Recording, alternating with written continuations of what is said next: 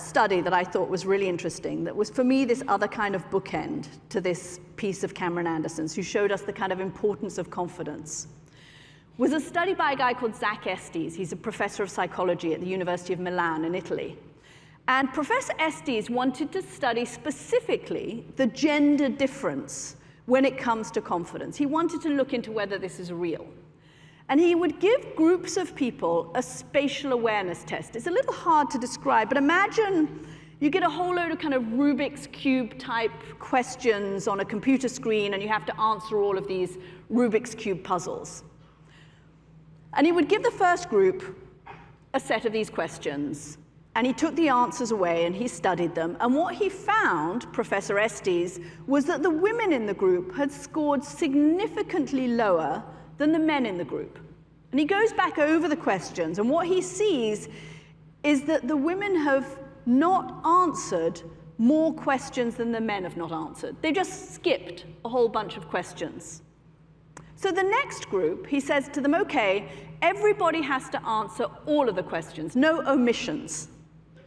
And in the next group, when everyone has to answer all of the questions, guess what happens? The women scored just as well as the men in the group.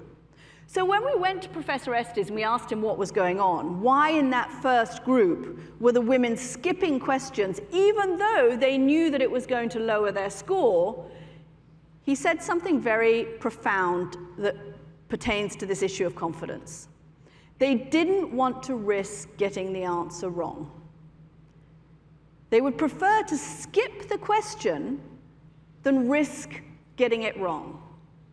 Or, put another way, they wanted to be perfect.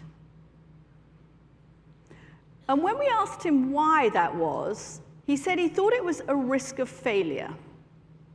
That failing, answering the question wrong, was somehow worse than not answering the question at all. And that became for me a kind of a metaphor for life. You have to answer the question. You may get it wrong. But if you don't answer the question, you're not giving yourself a chance. It's like risks. You have to take a risk. You may get it wrong. You may screw up. People do. It's a really annoying design flaw in the human species. Have you noticed that? People mess up. I mess up. Your best friend messes up. Your boss messes up. Your professor in school messed up. Your husband or wife messes up. People mess up. We make mistakes. We fail. But if you don't answer that question, if you don't take that risk, if you don't take that chance, you'll never know how far you can go. So I thought that was really interesting, that whole concept of not messing up and how important it is. And we actually have done research, Claire and I. We wrote a book on confidence for middle school girls because it seemed that that was really such a critical place to start.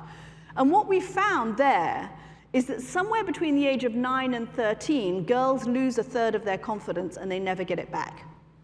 And what happens to teenage girls and pubescent girls is that they become terrified of failing.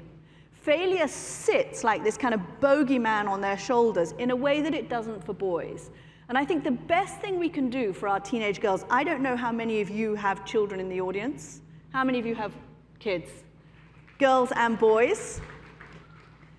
The best thing you can do for your girls, let them screw up. Let them fail, because if they can learn to fail in the safety net of your own home, then they will go on and be able to handle failure, which will be able to encourage them to take risks later on.